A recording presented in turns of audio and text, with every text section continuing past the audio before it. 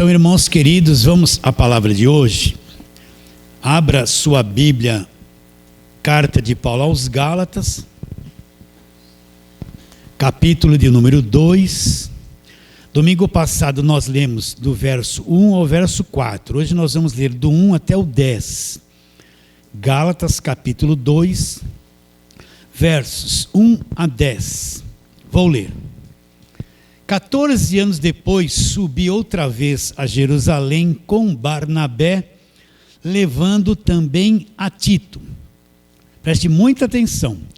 Subi em obediência a uma revelação e lhes expus o evangelho que prego entre os gentios. Mas em particular, olha bem, em particular aos que pareciam de maior influência, para que de modo algum não correr ou ter corrido em vão.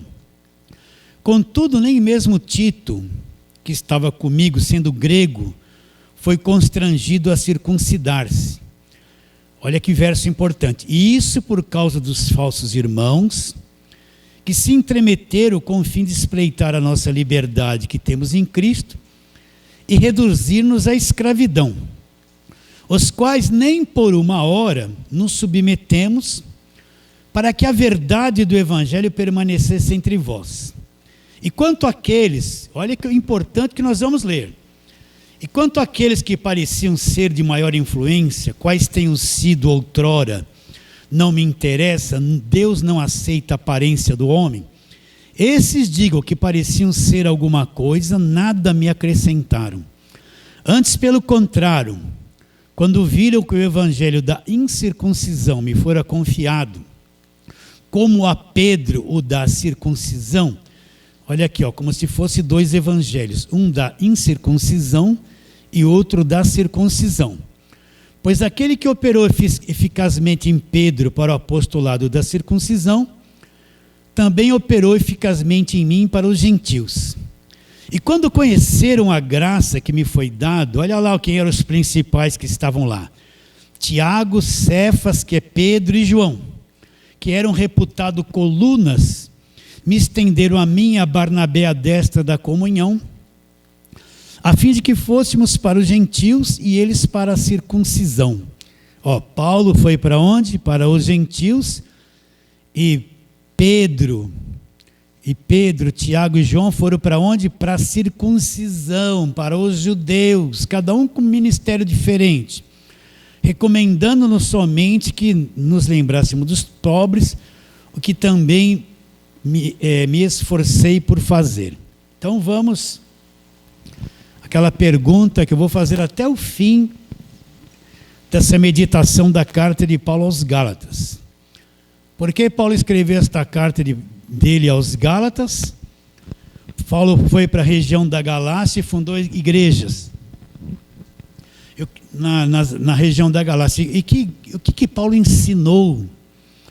Né? Paulo foi lá e pregou o quê para eles? O evangelho da graça de Deus. Então vamos repetir as mesmas coisas. Efésios 2:8, o que diz? Porque pela graça sois salvos. Como é que nós somos salvos? Pela graça, mediante a fé. Aí Paulo diz como isso opera. Isto não vem de vós, é um dom de Deus, não vem de obras para que ninguém se glorie. Então, Paulo diz que nós somos salvos pela graça de Deus, mediante a fé, e essa fé que nós tivemos um dia no Senhor Jesus Cristo, essa fé verdadeira, não veio de nós, não foi eu que produzi, não foi eu que criei, não veio de mim, é um dom de Deus. Deus pôs esta fé dentro de mim, não é? Então, esta é a obra de Deus. O homem não tem condições por si mesmo de fazer alguma coisa que o torne salvo. Não existe uma obra que o homem possa fazer que lhe dê condições de salvação. Até esta fé que estamos falando que o homem tem em Jesus Cristo, é uma dádiva de Deus, é um presente de Deus. Então, volto a afirmar as mesmas coisas. É impossível para o homem salvar-se a si mesmo. Eu posso fazer muitas obras bonitas, ajudar alguém financeiramente, dar comida aos pobres, visitar orfanatos, asilo de velhinhos, dar comida para as pessoas debaixo das pontes, nas avenidas. Posso tirar a roupa do meu casaco e dar para alguém que está necessitado ali, para ele deixar de passar tanto frio. Tudo isso é louvável. Se pudermos fazer estas coisas, é bom. Mas isso não tem poder para nos salvar. Para o homem é impossível produzir uma obra que Deus olhe e fala assim, muito bem, você vai ser salvo por esta obra que você fez. Vem aqui e seja salvo. Não. A salvação é de graça, vem pela graça do Senhor Jesus Cristo. E nenhuma obra que nós possamos fazer nos dá condições de salvação. E o que é ser salvo? O dia que eu criei em Cristo, de verdade, Ele me libertou. Só para você entender, ele estendeu as mãos, me pegou, me libertou do império das trevas, me arrancou de tudo que era império das trevas, Colossenses 1, 13, 14, me transportou e me pôs no reino dele. E se eu tinha cadeias na minha vida, prisões, seja lá o que for, ele me libertou de tudo. O dia que ele me salvou, meu Salvador não faz a obra pela metade ou por pequenas partes. O dia que ele me salvou de tudo, da condenação eterna, e me libertou de todo o império das trevas e me transportou. Eu sou salvo agora. Foi ele que fez isso, eu não tinha poder para fazer isso. E às vezes o crente não sabe o que é ser salvo, ele não sabe o que é ser salvo. Ele não entende o que é ser salvo, ele pensa que ser salvo é assim, um dia ele crê em Cristo e foi salvo. Aí Deus chega para ele e fala assim, ó, se vira, hein? Toma cuidado, vigia, não faz isso, não faz aquilo, porque senão você vai perder a salvação. Ele pensa que é isso, que Deus salvou e largou ele na mão, deu uma bomba na mão dele para ele cuidar da salvação. Se ele der mancada, vai perder a salvação, eles vão dizer que vai para o inferno. Não, Deus me salvou e me mantém salvo, porque Ele sabe que eu sou incapaz de permanecer salvo por esforço próprio. Você entendeu que você é muito errado, você tem defeito, e eu tenho muitos defeitos, esses defeitos, se a salvação dependesse de mim, eu ia perder todos os momentos. Você já entendeu isso ou não? Já entendeu que a nossa natureza caída é um desastre, ela não obedece a Deus, ela quer fazer tudo que é errado, ela quer trair a palavra de Deus, ela quer trair Deus, ela tem apetites desordenados que querem que eu faça tudo que é errado, e ela trabalha o dia inteiro em mim para fazer coisa errada. Você já entendeu? Então Deus sabe disso, por isso que Ele me mantém salvo, porque Ele sabe que dentro dessa minha natureza é impossível eu manter a minha salvação, eu vou perdê-la no segundo seguinte depois de ser salvo. Está bem claro isso na sua mente? Paulo ensinou isso para os Gálatas, ensinou Romanos 8, 31 e 32, aquele que não poupou o seu próprio filho, antes por todos nós o entregou, como não nos dará juntamente com o filho gratuitamente todas as coisas? Então, meu relacionamento com Deus, debaixo da graça de Deus, não tem custo. Deus não é o Deus da barganha, eu falo isso toda a pregação. Deus da barganha é esse Deus do falso evangelho, ó. Ele quer o meu melhor, Ele quer o meu dízimo, Ele quer o meu trismo, Ele quer minhas ofertas, Ele gosta do meu dinheiro. Para Ele fazer qualquer coisa para mim, Ele tem que saber quanto eu dei, se eu não dei, se eu dei pouco, se eu dei muito. É um Deus que faz acepção, porque se eu dei muito, Ele vai me devolver muito. Se eu dei pouco, Ele é mercenário, é mesquinho, Ele vai me devolver pouco. Não é? Então é um Deus que se relaciona comigo baseado no que eu tenho de dar para Ele. Isso é o falso evangelho. Na graça de Deus, Deus não está querendo nada de mim. Deus não quer o meu melhor, Deus não quer o meu dízimo, Deus não quer me explorar. Deus não está nem aí para o dinheiro não serve nada para Deus, serve para nós que estamos aqui na terra. Mas Deus não está preocupado em dinheiro, gente. É a necessidade da igreja que às vezes precisa de dinheiro. Então, na graça de Deus, o nosso relacionamento com Deus é na gratuidade. Deus nos dá tudo gratuitamente, não cobra nada. Aí um dia um irmão mandou, pastor, o senhor fala assim, mas o senhor fala de oferta. Eu falei, claro que eu falo. A igreja não produz nada, não vende nada.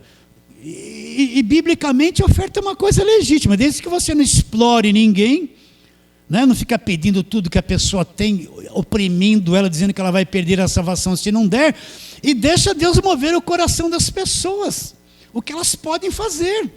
Né? Se a coisa é de Deus, Deus vai dar recursos que precisa, não segundo a ganância do líder, vai dar o que precisa. Se não for de Deus, não vem nada, fecha e vai embora.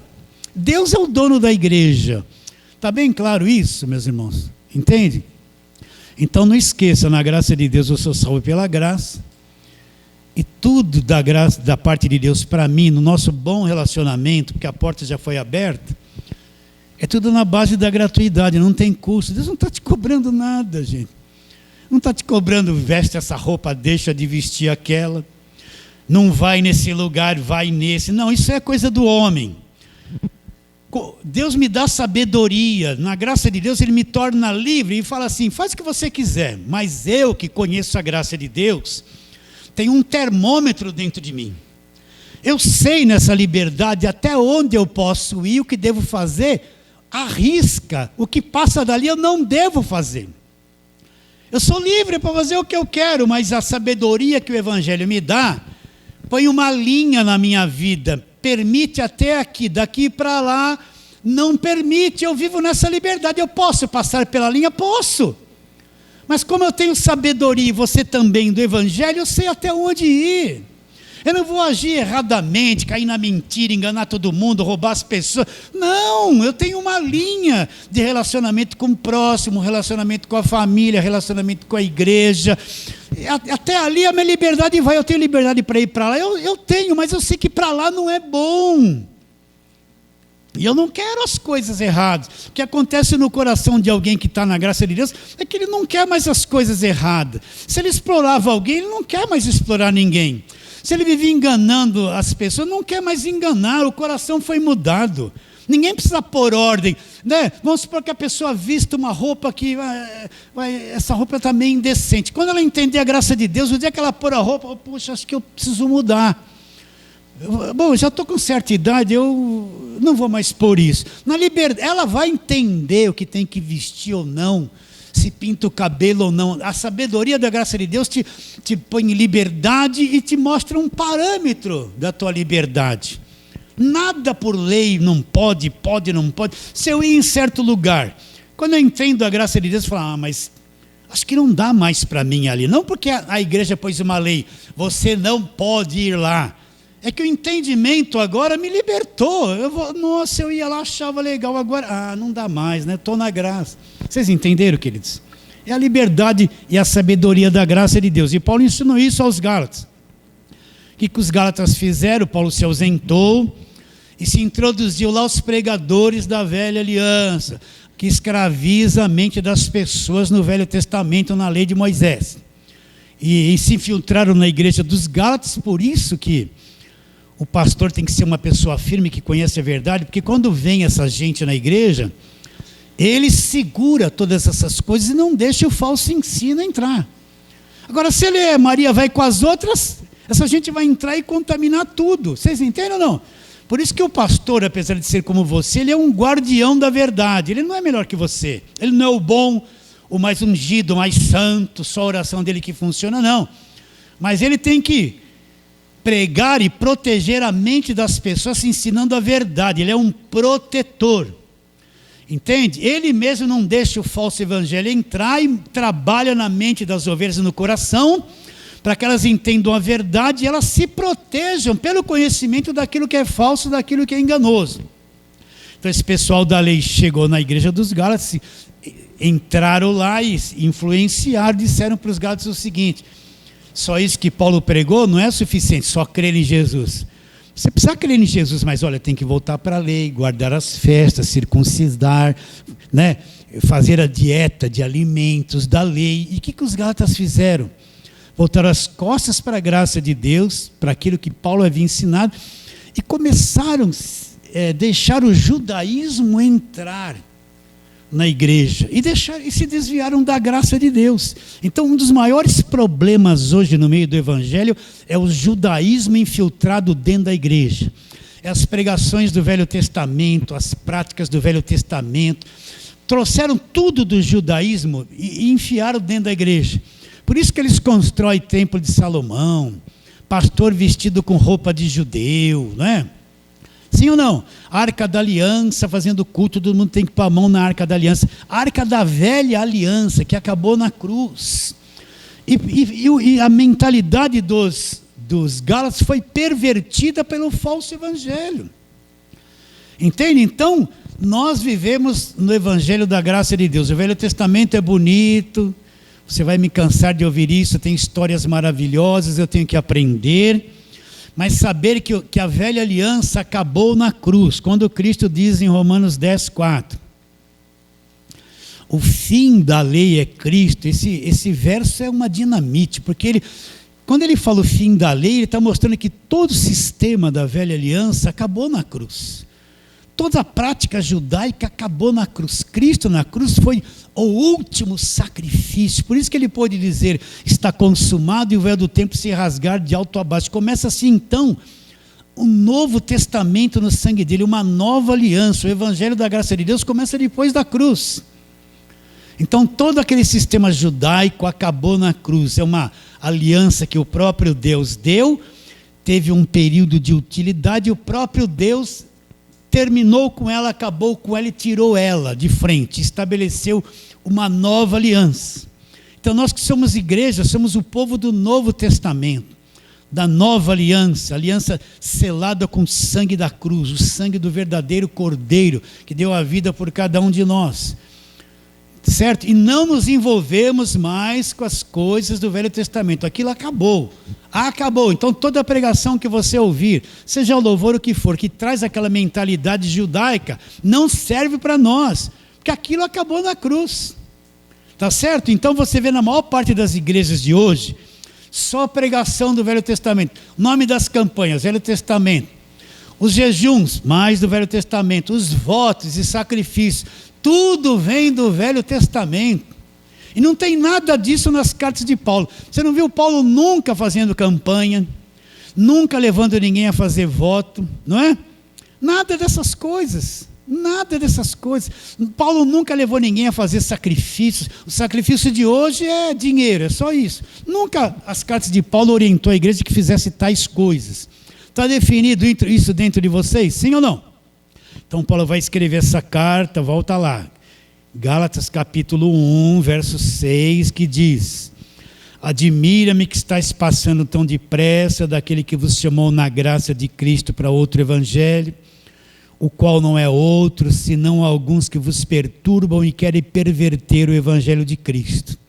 Mas ainda que nós, ou mesmo um anjo vindo do céu, vos pregue evangelho que vai além do que temos pregado, seja maldito, seja anátema. Assim como já dissemos e agora repito, se alguém vos prega evangelho que vai além daquele que recebesse, seja anátema. Então Paulo fala que o evangelho pervertido eles receberam, trazido por pessoas que são perturbadores. Agora vamos lá, voltemos ao capítulo 2, onde nós iniciemos. 14 anos depois, Paulo está continuando o capítulo 1, ele diz que depois que ele se converteu, depois de 3 anos ele subiu, ficou com Pedro, 15 dias e foi embora. No capítulo 2 ele começa, 14 anos depois, então 14 mais 3, 17 anos, fazia 17 anos que Paulo havia encontrado Jesus Cristo, estava tendo revelação do Evangelho, crescendo no conhecimento e na graça. Deus chegou para ele e deu uma revelação: Paulo, agora você vai lá para Jerusalém, encontra os principais. Quem que estava lá? Pedro, Tiago, João, estavam todos os apóstolos. Os apóstolos enviam em Jerusalém, a sede da igreja, né, deles era Jerusalém. Então vamos lá, 14 anos depois, subi outra vez a Jerusalém. Aí Paulo já tinha discípulos, com Barnabé, levando também Tito. Subi em obediência a uma revelação e lhes expus o evangelho que prego entre os gentios, olha lá, o detalhe, mas em particular aos que pareciam de maior influência, para de algum modo não correr ou ter corrido em vão. Então quem é que parecia de maior influência? Quem estava lá? Pedro, Tiago, João, os apóstolos. Então Deus chegou para Paulo e falou: Paulo, vai lá, Você vai expor o evangelho aos principais. Os apóstolos estão tudo lá. Você vai expor o evangelho que você prega entre os gentios a todos eles. Qual foi o resultado disso? Olha lá a continuação. Contudo, parece que Paulo foi aceito com maior amor, né? Uma festinha da glória, foi maravilhoso. Não, mas foi Paulo, e o que Paulo pregava foi totalmente rejeitado. Olha lá. Contudo, nem mesmo Tito, que estava comigo, sendo grego, foi constrangido a circuncidar-se. Então, eles ouviram o que Paulo disseram e o que aconteceu? Não, vocês têm que se circuncidar. Esse negócio que acabou a circuncisão. Circuncisão era a marca que todo homem tinha na velha aliança, obrigado a guardar a lei. Vou ler de novo o 3. Contudo, nem mesmo Tito, que estava comigo sendo grego, foi constrangido a circuncidar-se. Olha lá. E isto por causa dos falsos irmãos. Então Paulo encontrou lá em Jerusalém, entre os principais dos apóstolos, que não entendiam o evangelho da graça de Deus, falsos irmãos. Olha lá, isto por causa dos falsos irmãos, que se entremeteram com o fim de espreitar a nossa liberdade que temos em Cristo. Olha lá, e reduzir-nos à escravidão. O que Paulo está dizendo? Paulo foi lá, falou do evangelho da graça de Deus para os principais apóstolos. Mas a maioria dos que estavam lá não aceitaram aquilo que Paulo diz e começaram a espreitar a liberdade de Paulo e tentar reduzir Paulo à escravidão. O que é a escravidão nesse sentido? Voltar a se circuncidar e voltar a guardar a lei. É isso que eu quero falar com vocês, queridos. Os apóstolos de Jesus Cristo, eles viveram 3 anos e meio no ministério de Jesus. Eles não tiveram clareza naquele período sobre o evangelho da graça de Deus. Não é? Eu já tenho falado isso sempre. O evangelho da graça de Deus foi revelado ao apóstolo Paulo. Mas quando o apóstolo Paulo encontrou Jesus ali em Atos 9 e começou a revelação do evangelho da graça de Deus, Pedro, Tiago, João, Judas, todos eles já eram apóstolos há um bom tempo. A igreja já estava estabelecida em Jerusalém. Mas por que Jesus não foi procurar eles para revelar o evangelho da graça de Deus? Foi procurar Paulo, que não conviveu com Jesus nos 3 anos e meio de vida terrena dele, não participou do ministério terreno deles. Paulo nunca viu Jesus dar vista a cegos, andar por sobre as águas. Paulo não sabia de nada disso. Mas ele apareceu para Paulo no caminho de Damasco e Paulo teve uma revelação de Jesus Cristo glorificado, ressuscitado, resplandecente. Por que Jesus não procurou Pedro, Tiago, João para revelar o evangelho, que já eram apóstolos? Foi procurar alguém fora, totalmente fora, e revelou o evangelho da graça de Deus para Paulo. Então eu quero que vocês entendam isso. Se você for ler as cartas dos demais apóstolos, eles eram homens de Deus, claro. Eles eram chamados de Deus, claro, mas o entendimento deles, leia as cartas de João, de Pedro, de Tiago, de Judas, você vai ver que o entendimento que eles tiveram do evangelho da graça de Deus foi uma coisinha pequena. Repare bem, eles não falam, Tiago não fala nada da obra da cruz, ele não prega o Cristo crucificado. João fala do Cordeiro de Deus que tira o pecado do mundo, mas só falou do pecado e da condenação o tempo todo, não falou nada do sacrifício perfeito, da ressurreição, do Cristo crucificado, da obra da redenção, da graça de Deus. Pedro fala um pouquinho da graça, mas ele mesmo diz que Paulo falava coisas difíceis de entender e difíceis de explicar. Então o próprio Pedro, está lá na 2ª carta dele, tinha dificuldade de entender as coisas que Paulo pregava e ensinava. Entende isso ou não? Então, pensa nisso. Os demais apóstolos eram homens de Deus, escreveram as suas cartas, foram importantes em tudo, mas eles não tiveram uma visão clara daquilo que era o evangelho da graça de Deus. Então Deus revela para Paulo subir lá, encontrar os principais e mostrar para eles o evangelho da graça de Deus. Qual foi o resultado? O resultado foi que eles queriam que eles voltassem para a lei. Eles não tinham entendimento que a lei havia acabado, que o judaísmo havia acabado. Os primeiros apóstolos, todos eles eram judeus e misturaram o evangelho com o judaísmo. É só ler as cartas dele. Está entendendo isso? Está tendo dificuldade? Não. Vamos indo? Agora, pastor, mostre alguns textos para a gente compreender isso com mais mais claramente, com mais facilidade. Então vamos correr aqui, vamos lá, Mateus capítulo 10, vamos ver coisas que Jesus falou antes da cruz. Mateus capítulo 10, vamos ver aqui, por que é que os apóstolos tinham muito bloqueio na mente para entender claramente a respeito do Evangelho da graça de Deus. Lembrando que esses apóstolos, eles andaram com Jesus, eles viram os milagres de Jesus, viram tudo que Jesus falava, que Jesus fazia, viram Jesus ir para a cruz, viram Jesus ressuscitado. Então eles têm impressionados na mente, no espírito dele, esse ministério de 3 anos e meio que Jesus teve na terra. Então, Mateus capítulo 10, vamos lá.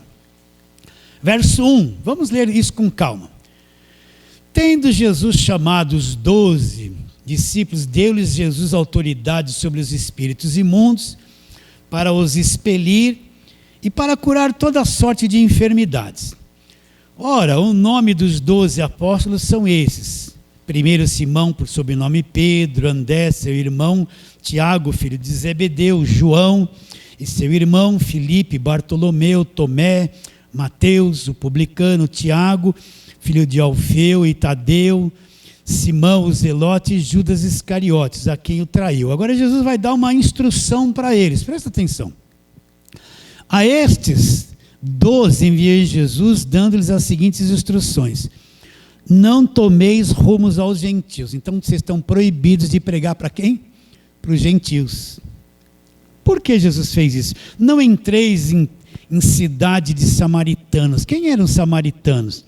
Os samaritanos eram o seguinte: o judeu puro se casava com alguém de outro povo, de outra raça, e ele gerava filhos, e o judeu legítimo, essa raça está contaminada. Nós somos o judeu puro.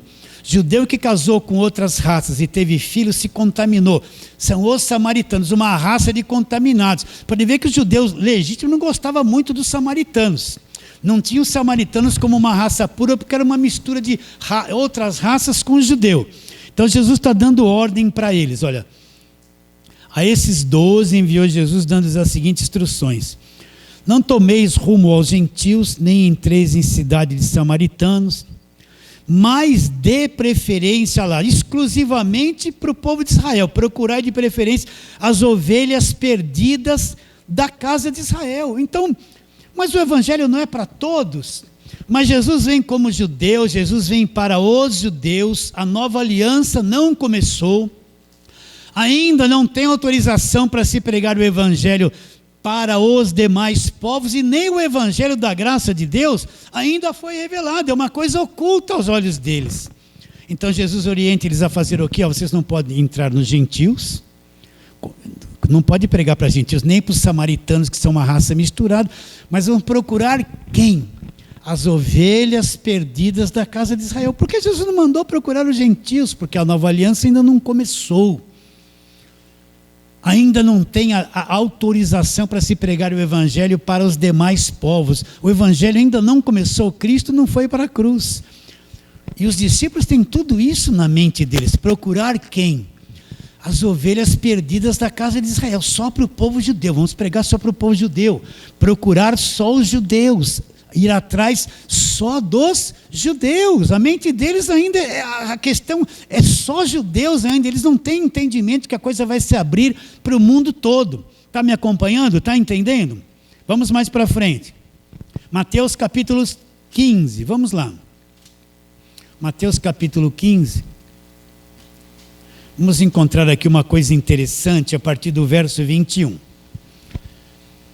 Mateus 15, 21. A mulher cananeia, ou a mulher Ciro-fenícia, né?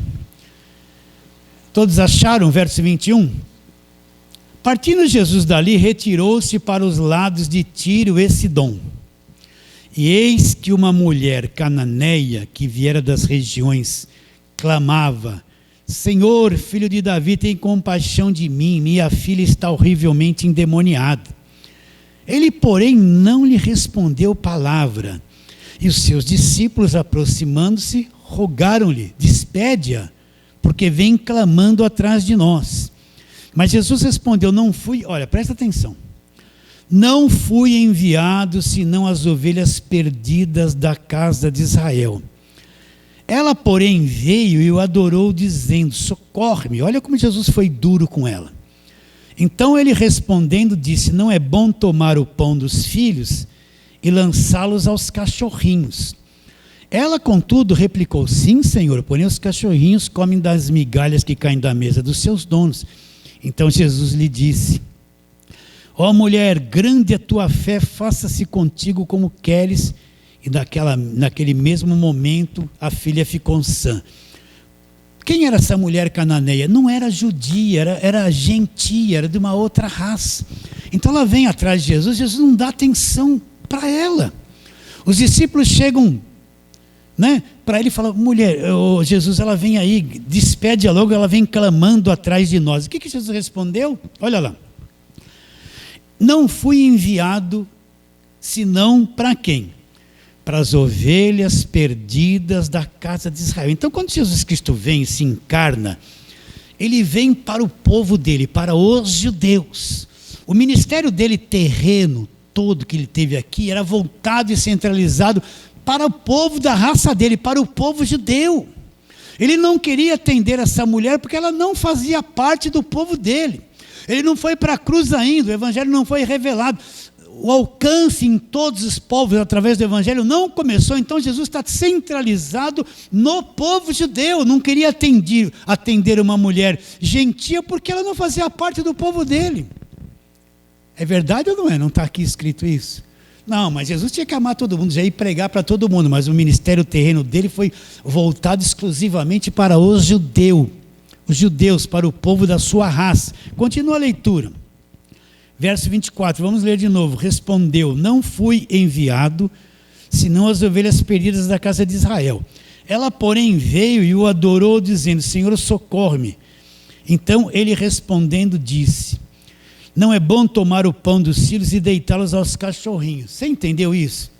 Quem era o pão dos filhos? Quem eram os filhos? O povo de Israel.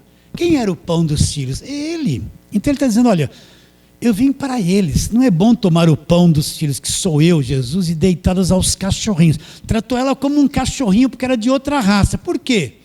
Porque os judeus se achavam muito superiores aos demais povos. Os judeus tinham aliança com Deus, eles tinham Deus verdadeiro, eles se achavam muito superiores aos demais povos. Os demais povos para os judeus eram cachorrinhos. Jesus tratou ela de acordo com a lei. Não é bom tomar no pão dos filhos, que era ele, e lançá-lo aos cachorrinhos. Ela não fazia parte do povo judeu. Está entendendo a diferença? E os discípulos estão ouvindo tudo isso. Não fui enviado senão as ovelhas perdidas da casa de Israel. Não fui enviado senão as ovelhas perdidas da casa de Israel. Aí aconteceu uma coisa interessante. A mulher respondeu, né? Sim, Senhor, porém se pôs como um cachorrinho. Porém os cachorrinhos comem da migalha que cai da mesa dos seus donos. Então Jesus disse: ó mulher, grande é a tua fé, faça-se contigo conforme creres. E daquele momento em diante a filha ficou sã. Vocês entenderam que Jesus não queria atender ela, porque ela não fazia parte do povo de Israel? Então, recapitulando, o ministério terreno de Jesus é um ministério voltado às ovelhas perdidas da casa de Israel. Ele veio para os judeus, veio para o que era seu, e os seus não receberam. Então Jesus ele não pregou o evangelho da graça de Deus. Você tem que entender que tudo que ele fez e ensinou foi direcionado ao povo judeu, e Jesus não pregou nada do evangelho da graça de Deus. Acredita? Vamos ver isso? Então vamos lá. Mateus capítulo de número 19. Vamos lá, Mateus 19. Tudo que ele fazia, ele direcionava para a lei, e o centro de tudo aquilo era o povo judeu. A partir do verso 16, Mateus 19, 16. Eis que alguém aproximando-se, outra tradução está o jovem rico, né? Perguntou: mestre, que farei eu de bom para alcançar a vida eterna? Alguém que está interessado em alcançar a vida eterna, ele quer ter vida eterna, ele tem informações que existe vida eterna, e na mente dele ele traz o conceito da lei. O que eu vou fazer? Na mente dele ele tinha compreensão que ele podia fazer alguma coisa para ter a vida eterna. Respondeu-lhe Jesus: por que me perguntas acerca do que é bom? Bom só existe um.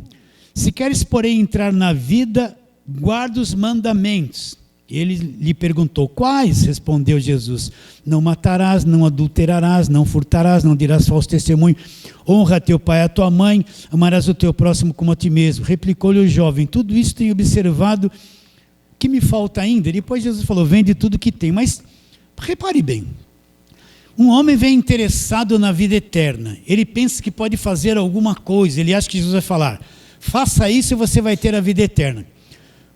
Eu já expliquei isso para você, porque Jesus falou: não, você não precisa fazer nada, basta acreditar em mim, pela graça sois salvos mediante a fé.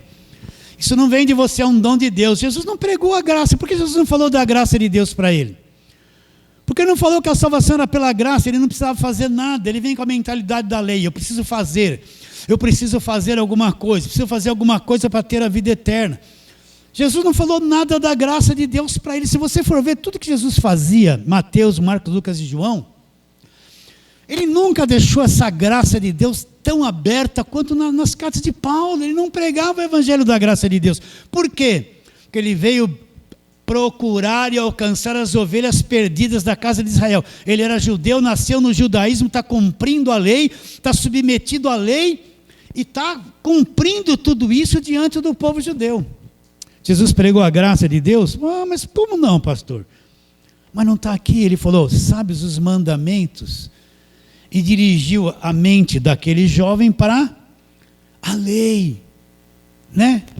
Olha lá, vou ler de novo isso aqui. Respondeu Jesus: por que me perguntas a respeito do que é bom? Bom só existe um. Se queres, porém, entrar na vida, guarda os mandamentos. E ele perguntou: quais? Respondeu Jesus: não matarás, não adulterarás, honra teu pai e a tua mãe. Apontou a lei para ele. Por quê? Porque você quer ver aqui, vamos em outro texto aqui, ó. Lucas capítulo 18, vamos lá, Lucas, vamos ver essa mesma passagem, Lucas 18, vamos ver essa mesma passagem aqui. Tem um detalhezinho ali importante, a partir do verso 18, vamos ler ali, ó. Certo homem de posição perguntou-lhe: bom mestre, que farei para herdar a vida eterna? Respondeu-lhe Jesus: por que me chamas bom? Ninguém é bom senão um, que é Deus. Sabes os mandamentos? Não adulterarás, não matarás, não furtarás, não dirás falso testemunho, honra teu pai e a tua mãe. Replicou ele: tudo isso tenho observado desde a minha mocidade. Ouvindo, Jesus disse: uma coisa ainda te falta, né? Mas não era bem isso. Mas tudo bem, volta lá, vamos ficar aqui. Você entendeu? Jesus não pregou o evangelho da graça de Deus para ele. Jesus apontou a lei para ele: volta para a lei. Se você fizer isso, você vai ver. O caminho da vida eterna não é ainda o evangelho da graça. Não é a cruz ainda, é voltar para a lei e praticar a lei. Vamos outro texto, Mateus, volta lá para Mateus, capítulo de número 8. Mateus capítulo de número 8, vamos ver ali um leproso. Verso 1. Ora, descendo ele do monte, grandes multidões o seguiram.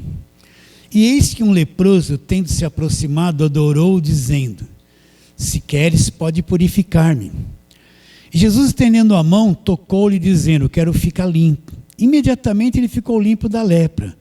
Presta atenção no que Jesus fez. Disse-lhe então Jesus: olha, não digas a ninguém, mas vai, mostra-te ao sacerdote, a fazer uma oferta que Moisés ordenou para servir de testemunho ao povo. O homem foi curado.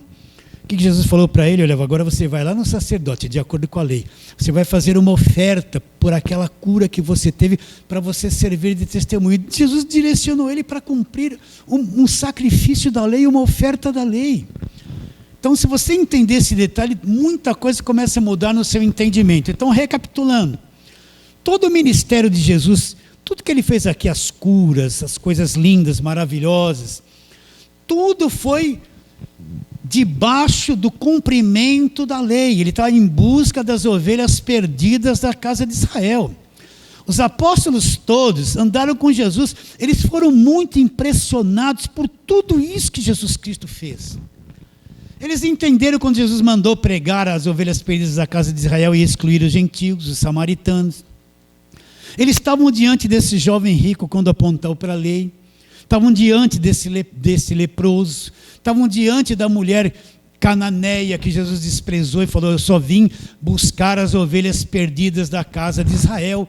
Então, esse ministério terreno de Jesus influenciou muito a formação dos apóstolos, dos discípulos, baseado tudo naquilo que era a lei. Quando o evangelho da graça de Deus vem, eles são muito influenciados por tudo isso que Jesus Cristo fez, cumprindo a lei, sendo um judeu submetido às obras da lei para cumprir a lei. Então eles tinham grande dificuldade de entender aquilo que é o evangelho da graça de Deus. Vocês estão entendendo isso comigo ou não? Então, se eu ficar só em Mateus, Marcos, Lucas e João, o que a maior parte das igrejas fazem? Eles ficam no Velho Testamento, eles vêm para Mateus, Marcos, Lucas e João falar assim: ó, Jesus expulsa demônio, você vai ser curado e expulsa demônio, né, e multiplica pão. Aí eles voltam para o Velho Testamento de novo e ficam lá. Aí eles vêm em Mateus, Marcos e João, o pentecostal vai até Coríntios 12, aos dons, falar em línguas. E morre nisso, aí volta e fica assim. Mateus, Marcos e João, Jesus salva, batiza, expulsa demônio, faz cura, quer ser curado, e o culto deles resolve nisso. Eles não passam pela cruz, não entram nas cartas de Paulo, na revelação do Evangelho da graça de Deus.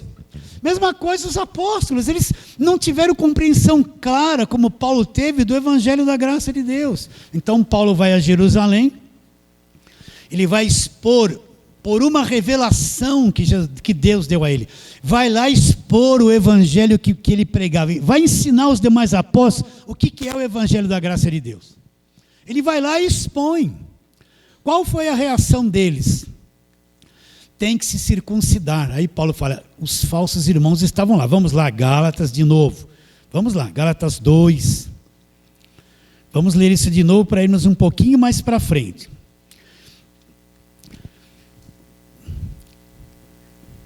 Gálatas 2, olha lá. 14 anos depois, subi outra vez a Jerusalém com Barnabé, levando também Tito.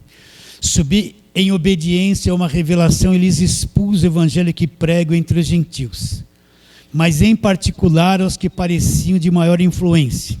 Quem estava lá que era de maior influência? Pedro, Tiago, João e os demais apóstolos. Para de algum modo não correr ou ter corrido em vão. Contudo, nem mesmo Tito, que estava comigo, sendo grego, foi constrangido a circuncidar-se. O que aconteceu? Paulo expôs o evangelho da graça.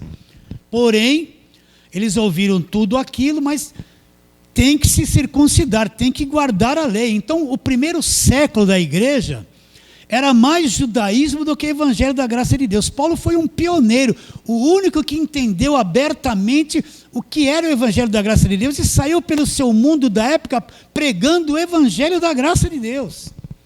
Está bem claro isso na tua mente? Então, olha lá, o que aconteceu? Logo, versículo 4. Isso por causa dos falsos irmãos, que se entremeteram com o fim de espreitar a nossa liberdade que temos em Cristo e reduzir-nos à escravidão. Então, o que eles receberam? Não, tem que guardar a lei. O que é reduzir à escravidão? Voltar de novo, eu creio em Cristo, mas vivo no judaísmo, guardo a lei, faço isso, faço aquilo. A soma dos dois é que reduz em salvação. Então, Paulo falou o seguinte, os falsos irmãos estavam lá, a compreensão deles não havia crescido ainda com relação ao evangelho da graça, eles queriam que ele se circuncidasse. Não bastava só aquilo que Paulo havia pregado, tinha que guardar a lei, como aconteceu com os Gálatas. O que Paulo fez? Olha lá o verso 5. Os quais nem por uma hora nos submetemos. Paulo não se submeteu a nada do que eles falaram. Para quê? Para que a verdade do evangelho permanecesse entre vós. Então Paulo se submeteu ao que o pessoal de Jerusalém impôs a eles, não se submeteu para defender a verdade do evangelho, não se submeteu nem uma hora àquela doutrina que eles queriam impor sobre a cabeça deles, para que a verdade do evangelho não se ocultasse, permanecesse.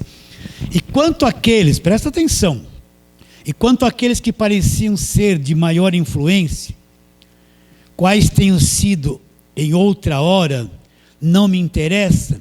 Deus não aceita a aparência do homem, Esses, digo, que pareciam ser alguma coisa lá, nada me acrescentaram. Então, todos aqueles apóstolos que já tinham andado 3 anos e meio com Jesus, já eram apóstolos, com igreja estabelecida, eram os principais. Paulo disse, eles não me acrescentaram nada no entendimento. Na realidade, eles não sabiam claramente aquilo que era o evangelho da graça de Deus. Estamos indo, queridos? Tudo isso para dizer o quê? Os apóstolos, os primeiros apóstolos não tiveram clarezas, foram homens de Deus, escreveram as suas cartas, as cartas deles têm a sua utilidade, têm, porém eles não foram profundos no conhecimento do evangelho da graça de Deus, não foram profundos no conhecimento do evangelho da graça de Deus. Vamos lá agora, Atos, que eu li isso domingo passado, Atos, vamos lá em Atos capítulo 21, Atos 21, vamos ler algumas coisas ali. A partir do verso 17. Paulo vai para Jerusalém, ele vem da cidade dos Efésios, vai para Jerusalém, ele chega em Jerusalém. Verso 17, Atos 21, 17. Tendo nós chegado a Jerusalém, Paulo chega lá. Os irmãos nos receberam com alegria. No dia seguinte Paulo foi conosco encontrar-se com quem? Tiago estava lá. E todos os presbíteros se reuniram. E tendo saudados, contou minuciosamente o que Deus fizera entre os gentios por seu intermédio. Agora, parece que tudo foi festa, tudo foi bonito. Agora, olha o que eles dizem já para Paulo no verso 20, Ouvindo, deram eles glória a Deus e lhes disseram, bem vês, irmão, quantas dezenas de milhares há entre os judeus que creram. E todos são o quê? Zelosos da lei. O que eles falaram para Paulo? Tem dezenas de milhares de judeus que creram. E todos eles são o quê? Zelosos da lei, não entendiam nada do evangelho da graça de Deus, gente. A igreja formada em Jerusalém vivia mais para o judaísmo do que para o evangelho da graça de Deus. Olha lá o verso 21.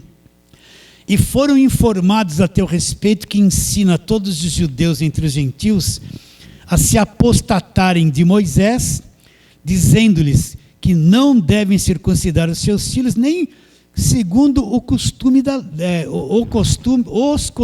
da lei. Então, olha, Paulo, tem dezenas de milhares aqui que creem em Cristo, mas são zelosos da lei. Não entendiam nada da graça de Deus, não entendiam que o fim da lei é Cristo. Então, ouvindo a teu respeito, que você está ensinando isso, tem que se apostatar de Moisés, largar Moisés, e não circuncidar os seus filhos, e nem andar conforme os costumes da lei. Eles não entendiam nada, eram os judeus que tinham crido em Cristo. Mas todos ainda cumprindo a lei, grudados na lei, e eram contra Paulo, porque Paulo ensinava, olha, larga Moisés, o fim da lei é Cristo, não precisa mais circuncidar, não precisa mais cumprir os rituais da lei. Se você for ler o capítulo, o que se segue, eles pegaram Paulo, bateram em Paulo, quase mataram Paulo apanhou muito, foi preso, e daí Paulo vai para Roma.